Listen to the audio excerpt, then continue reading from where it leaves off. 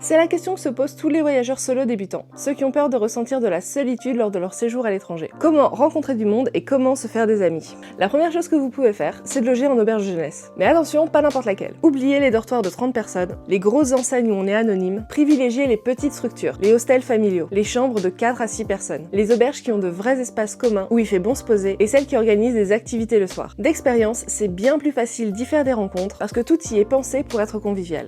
La seconde chose que vous pouvez faire, c'est rejoindre une excursion ou une activité culturelle en groupe. Certaines peuvent être organisées par des hostels, donc vous aurez le même type de public, mais vous pouvez aussi prendre des prestations auprès d'agences locales. Là encore, je vais vous donner le même conseil qu'avec les auberges de jeunesse. Privilégiez les excursions et les activités en petits groupes, c'est-à-dire au maximum 10 personnes. Ça sera sûrement un peu plus cher que les gros bus de 40 personnes, mais déjà ça ressemblera pas à l'usine, et ensuite ce sera bien plus facile d'y engager la conversation. Et je vais tordre le cou à une idée reçue sur les groupes tours, ce n'est pas un truc de vieux. Alors je sais, je suis bien placée pour parler du haut de mes 38 ans, mais vous allez pouvoir rencontrer des personnes de tout âge, de 20 à plus de 60 ans, avec des histoires différentes, et vous allez vraiment pouvoir faire de belles expériences. Ensuite, comment engager la conversation dans votre dortoir, dans un espace commun ou dans un groupe. Pour les plus introvertis et les plus timides d'entre nous, ça peut être un vrai challenge. Et un moment vraiment awkward parce qu'on n'ose pas trop. Honnêtement, pas besoin de se lancer dans une réflexion sur le sens de la vie. Posez une question simple. Par exemple, excuse-moi, est-ce que t'aurais le code du Wi-Fi? Pardon, j'ai pas entendu à quelle heure on doit revenir pour le bus. Je sais pas trop quel plat choisir, t'as pris quoi toi? Et souvent, la conversation part de là. On fait connaissance, on se fait des nouveaux potes comme ça. C'est tout simple, il faut éviter de surpenser.